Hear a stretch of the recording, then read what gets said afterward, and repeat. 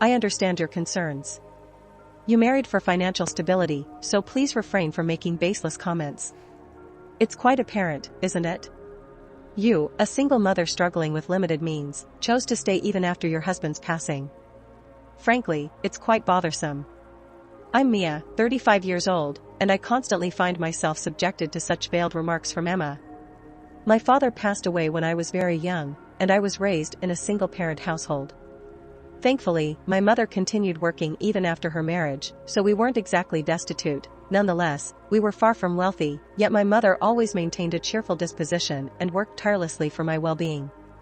Consequentially, I never felt particularly isolated during my upbringing. I had planned to enter the workforce after high school, to alleviate the financial strain on my mother, who had diligently saved for my college education. Although I was passionate about studying and aspired to attend college, I couldn't bear to burden my mom further. I cherished her efforts in raising me and opted to forego college from the start. However, to my delight, my mother suggested that I pursue a college education. This gesture overwhelmed me with gratitude.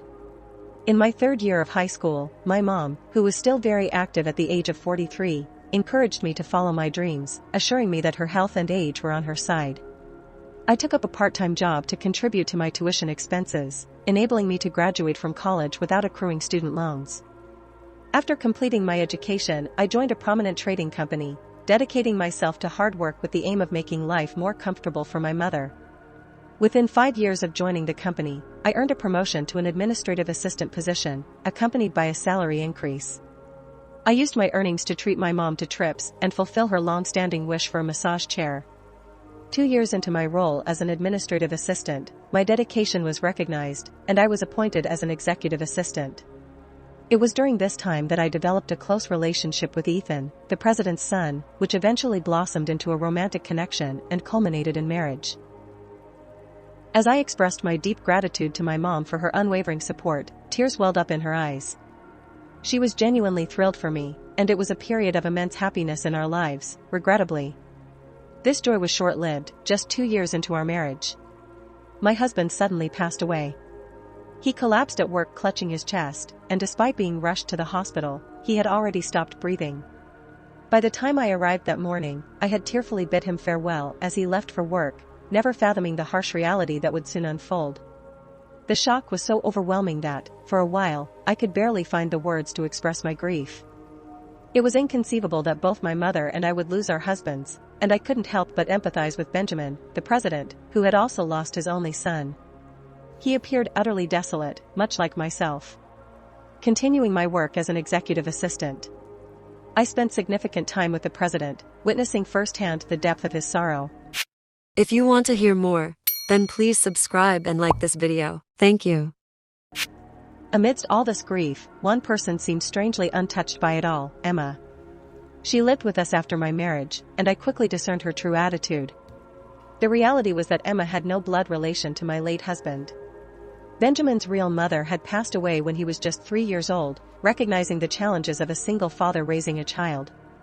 Benjamin had remarried when his son began elementary school. During those gloomy times, Emma made unsettling comments, like if something happens to my husband, all of his property will be mine. When Ethan passed away, she even tried to lighten the mood by saying it was just a joke. Emma's nonchalant attitude in the face of such tragedy left me deeply unsettled. I can sense your disappointment that your plans have unraveled, leaving you with no financial gain from our late husband's estate. However, I want to clarify that I never had any such expectations from the outset. It's unfair to insinuate that my marriage to Ethan was solely driven by ulterior motives. Please refrain from making accusatory remarks. Ethan was irreplaceable to me, and his loss has left an indelible void in my life. Emma appeared to assume that I would depart as soon as my husband passed away, but my commitment to Benjamin and my observations of his struggles at work compelled me to stay. Despite Benjamin's facade of strength in his professional life, I could see the toll it was taking on him. Leaving our home for someone like Emma was inconceivable to me. Additionally, our home was filled with cherished memories of my late husband, and I wanted to bask in their afterglow for a while. My time with my husband was a period of great happiness for me. He once confided that Emma was more akin to a roommate than a mother figure. Emma's frequent absences, especially when Benjamin was away on business, were a common occurrence. Yet my husband chose not to burden Benjamin, who was already preoccupied with work, by mentioning it. In fact, Emma's demeanor underwent a stark transformation in Benjamin's presence when he left for work. She would bid him farewell with a smile. "Benjamin said, I'm counting on you to look after Ethan. Of course, Ethan is a precious child to me too. Knowing you're there for him allows me to focus on my work. Don't worry about anything. Do your best at work."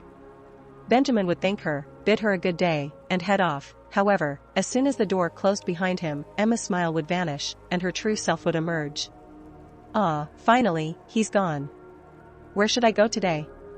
Maybe I'll invite a friend to the movies." "You're going out again?" "Yes, do you have a problem with that?" "Oh no, remember, don't bother your father with unnecessary things, he's working hard for you. If you say something, he'll worry and won't be able to concentrate on his work. You should quietly study at home every day." "Okay, I understand." This was the daily routine, and Ethan seemed to grow accustomed to it. He didn't mind it much. In fact, he felt more at ease when he wasn't the center of attention. He viewed Emma as his dad's wife, not his mom. Benjamin was always grateful to Emma for being there when his child was young, allowing him to focus on his work. Benjamin's company was a legacy from his stepfather, and he had a natural talent for running it. Since taking over, the company has grown exponentially, with 5 businesses now generating annual revenue in the hundreds of millions of dollars. This naturally meant that Benjamin was constantly swamped with work. As a child, Benjamin rarely had time to relax at home. Seeing his father exhausted from work, my husband couldn't bring himself to burden him with unnecessary issues. Therefore, he kept his concerns about Emma to himself. That was just his nature, an easygoing person who never struck me as the typical head of a vast business empire. Did my husband ever get angry about it? Nah, not really. He'd say I was okay as long as she was home. It gave Dad peace of mind knowing she was there so he could focus on his work. Plus, we never went hungry, and there were always plenty of snacks. I loved that about him. Besides, it's not like they were mean to me. They just didn't fuss over me. Sure, Emma would throw some snake comments my way from time to time, but I just took it as a typical good-natured banter. Plus, she was often out and about attending theater performances, shopping, or dining with friends. Since I was still working, our paths didn't cross that much, and her sarcastic remarks didn't really bother me if my husband chose not to address the matter. I saw no reason to raise it either. However, Emma's extravagant spending in contrast to my thrifty nature since childhood did trouble me somewhat. It felt wasteful nonetheless since neither Benjamin nor my husband expressed any concern about it. I refrained from sharing my thoughts. However, after my husband's passing, witnessing Emma's carefree shopping and indulgence in luxuries left me feeling uneasy. Benjamin was grieving deeply for someone who was like a son to him, yet Emma exhibited no signs of sorrow. This contrast intensified my frustration. I implored Emma to be more supportive of Benjamin, emphasizing his loneliness behind the facade of being okay. Her response was far from empathetic. "Excuse me, why on earth would I listen to you? What's your angle, huh? Trying to worm your way into our family for a share of the inheritance?" I vehemently denied such motives, but Emma remained skeptical, urging me to leave now that Ethan was gone. Despite her objections, I informed her that Benjamin had expressed his willingness for me to stay as long as needed. Emma gave me an irritated look, but refrained from further commenting. Her relief was palpable, knowing she didn't have to worry about my potential inheritance. 3 years after my husband's passing, Emma's annoyance with my continued presence grew. Her sarcastic remarks became more frequent and hurtful, whether at home or at the office. I was always by Benjamin's side. Emma seemed to harbor suspicions that I was scheming to take over his fortune. It was disheartening to be perceived in such a light, causing me to question the propriety of remaining in a house where my husband was no longer present. I contemplated my future, especially since Benjamin's health was precarious after his collapse. He might require ongoing care even after his hospital discharge. At the company, things initially held together due to Benjamin's well-trained successors, but Emma's attitude underwent a noticeable shift. She began voicing resentful remarks about Benjamin, asserting that he deserved his recent misfortune. "He's been so stingy lately," she complained, prompting me to inquire about her statement. She revealed that our credit card limit had been reduced and our living expenses had been cut due to the company's financial troubles. I attempted to reason with her, explaining that Benjamin's absence had led to this situation and that the company was indeed facing challenges. Emma's absence from their son's third anniversary ceremony last year, due to a hangover, triggered Benjamin's decision to limit her spending. She was still receiving more than enough money for a comfortable life, so there was no need for her complaints. Emma, however, went on a tirade about Benjamin, even calling him dull and annoying. Her words left a bitter taste in my mouth. After all, who had been funding her lavish lifestyle all along? Even if the company was in trouble, she could have at least offered support. Then she dropped an unthinkable bombshell. She had decided to divorce him. I couldn't help but consider the company's uncertain future. If we found ourselves in debt, it seemed prudent to settle matters regarding the property and depart before financial troubles escalated. Her response, however, left me feeling repulsed. She expressed her intention to seize what she could before Benjamin's will was gone and then bid him farewell. Just a week after this unsettling conversation, Benjamin's health took a sharp turn for the worse, and he passed away unexpectedly. It was a stark and abrupt loss that occurred just 3 years after my husband's passing. It felt as though darkness had descended upon everything. Benjamin's voice often resembled that of my late husband, and sometimes our conversations felt like I was speaking with him. The inability to talk to him or hear his voice anymore was an unbearable weight to bear. Emma, however, seemed oddly pleased. Despite Benjamin's recent passing, she even mentioned his remaining assets and the possibility that his company hadn't collapsed. It was as if she cared more about money than grieving for her husband. This callousness added to my grief. I expressed my preference for Benjamin's life over any inheritance, but Emma accused me of pretending to be noble and attempting to impress others.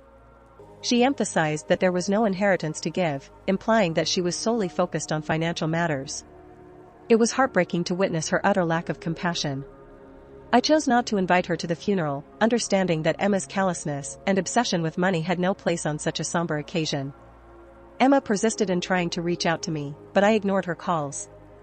Suddenly, she appeared at my workplace, demanding an explanation for my silence. I responded cautiously, explaining that she had been excluded from the funeral because of her earlier statement about strangers not being allowed. Emma was taken aback, insisting that I was the stranger. I clarified that I had submitted the divorce papers as Benjamin had requested, making her a stranger to our family, both in name and reality. It was revealed that when Benjamin fell ill and was informed of the possibility of becoming bedridden, Emma had served him with divorce papers.